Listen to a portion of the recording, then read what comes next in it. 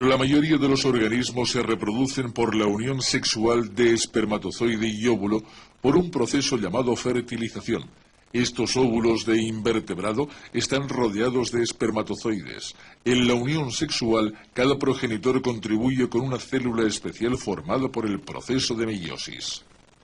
Estas no pueden ser células corrientes porque semejante unión produciría un nuevo organismo con el doble del número de cromosomas normal en la especie. Los cromosomas contienen la información genética que regula las células individuales y todo el organismo. Cada cromosoma contiene numerosos genes que son las unidades de información y para cada especie de planta o animal hay un número específico de cromosomas en cada célula. Los caballos tienen 64, las vacas 38, los gatos también 38, las moscas 8 y los seres humanos 46. Los cromosomas varían en forma y tamaño, pero hay dos de cada tipo. Están formando parejas. Los miembros de cada par contienen información similar pero no idéntica. Son homólogos. Todas las células de los organismos superiores, menos las reproductoras, tienen cromosomas homólogos. Son diploides. Las células reproductoras, los gametos, son diferentes. Contienen solo la mitad del número total de cromosomas de cada par. Estas células son haploides. Los gametos se producen en los órganos reproductores de machos y hembras. Cuando un gameto de macho, o sea, un espermatozoide, se une con un gameto de hembra, un óvulo, el proceso se llama fertilización y se produce un óvulo fertilizado, un cigoto. Esta nueva célula es diploide porque tiene cromosomas homólogos, un conjunto del padre y otro de la madre. El cigoto se multiplicará por división celular, crecerá y se convertirá en adulto. Los cromosomas pueden hacer copias de sí mismos.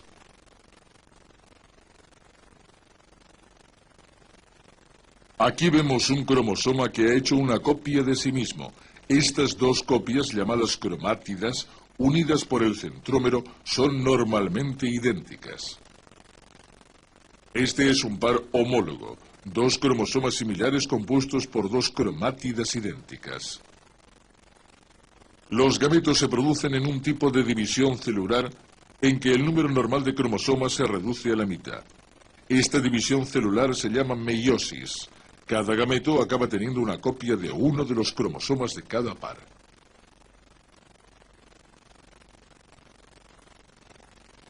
Esta es una representación simplificada del proceso de meiosis. Fuera del núcleo de la célula hay un centríolo. El centríolo se divide y los dos centriolos resultantes se separan. La materia del núcleo se enrolla formando cromosomas visibles. Muchas fibras conectan los dos centriolos formando un huso.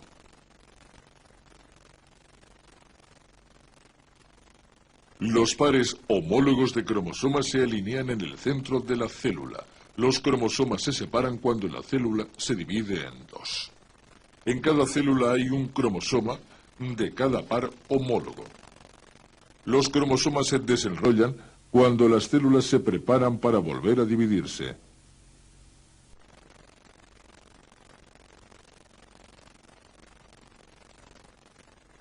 Durante la segunda división se forman nuevos husos.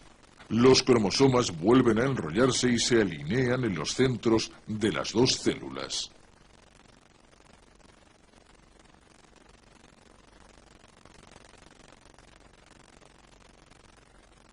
Las cromátidas se separan por escisión de los centrómeros y forman los gametos individuales.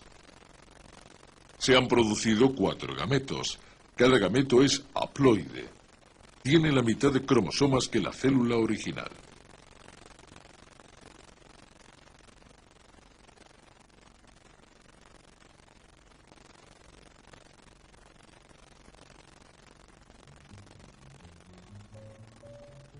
Los gametos se producen en plantas y animales de células que en una temprana etapa del desarrollo embrionario quedan separadas de las otras células del organismo. Están en órganos especializados. En la mayoría de las plantas los gametos se forman en las flores. El polen, el gameto macho, se produce en las anteras. Los óvulos se forman en los ovarios. Los granos de polen desarrollan túbulos que en la fertilización se extienden hasta el óvulo. En agua de azúcar o en miel se ven crecer los túbulos del polen. De la unión del núcleo del polen y del óvulo surge una semilla, el principio de una nueva planta.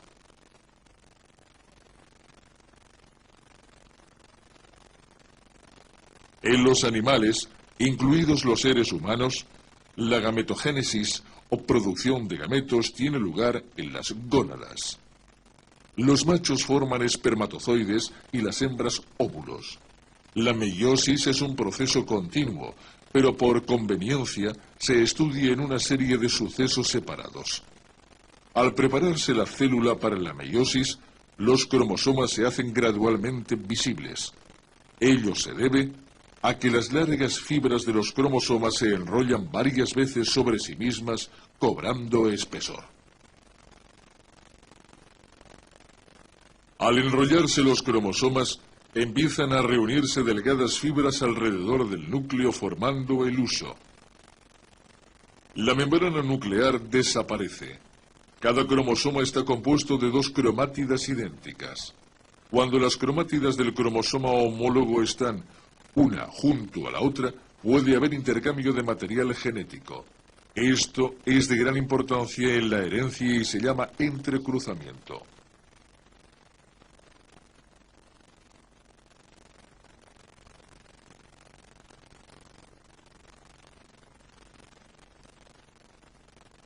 Los cromosomas homólogos se alinean a cada lado de un plano ecuatorial imaginario.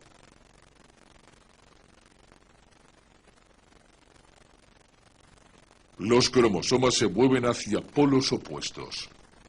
Debido al cruzamiento, es probable que algunos pares de cromátidas no lleven ya idéntica información genética.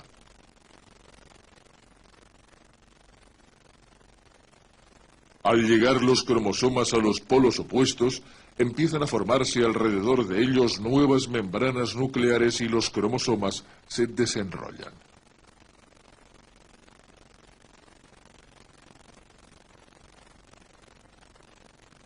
Muy pronto las dos células comienzan a dividirse otra vez.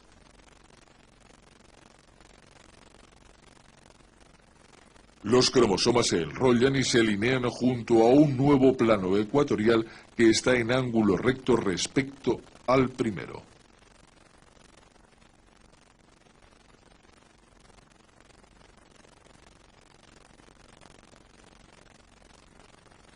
Las cromátidas se separan y van a polos opuestos.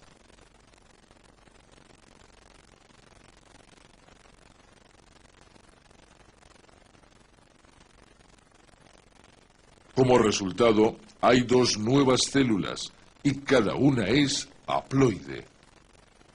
Se han formado por meiosis de una célula diploide. Se forman sus núcleos y se desarrollan nuevas membranas nucleares. El óvulo y el espermatozoide se producen en procesos ligeramente distintos. En muchas especies, incluida la humana, muchas más células de los machos que de las hembras sufren la meiosis. Puede haber presentes hasta 300 millones de espermatozoides de una vez. En los hombres, la meiosis de una célula sexual diploide forma 4 espermatozoides haploides. En las mujeres, solo una de las nuevas células madurará, originando un óvulo, mientras que las otras 3 degeneran. Durante la vida de una mujer se producen unos 400 óvulos, con un promedio de 1 al mes durante los años de fecundidad. Desde el punto de vista hereditario es importante recordar que aunque las nuevas células tienen muchos genes en común, cada célula es única. Cada una contiene diferente combinación de información genética. ¿Cómo ocurre esto?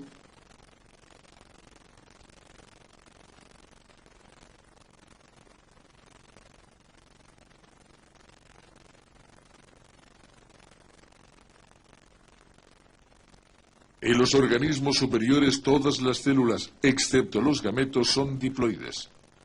Tienen dos conjuntos completos de información genética.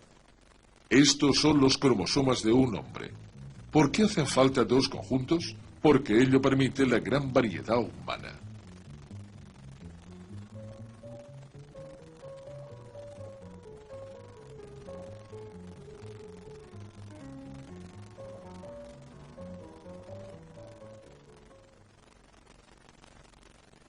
Para comprender el porqué de esto, hay que entender que estos conjuntos complementarios de información están en los cromosomas homólogos. Cada cromosoma tiene genes, que son las unidades de información. Cada gene está en un lugar especial del cromosoma. En los cromosomas homólogos, los genes que codifican lo mismo, como el color de los ojos, están en lugares equivalentes. Estos genes codifican lo mismo, pero no son necesariamente idénticos. Uno puede codificar ojos negros y, aunque el gene equivalente también codifica el color de los ojos, puede codificar ojos azules. Ya hay cierta variedad de información genética. Al comenzar la meiosis, cuando los cromosomas homólogos se emparejan, se sobreponen y pueden adherirse en algún punto.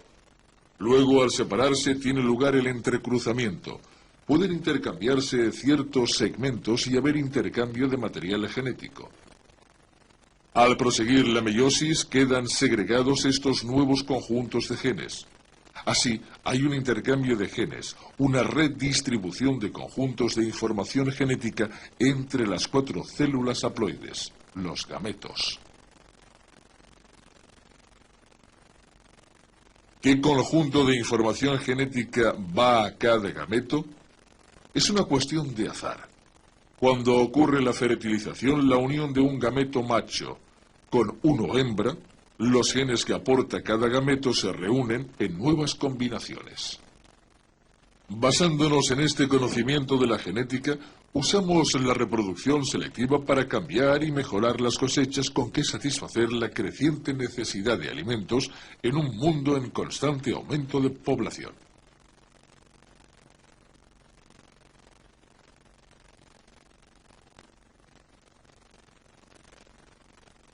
El entrecruzamiento, la recombinación y la fertilización son procesos que hacen posible formar nuevas combinaciones genéticas. Cuando se consideran esos 3 medios, el número de combinaciones posibles es inmenso.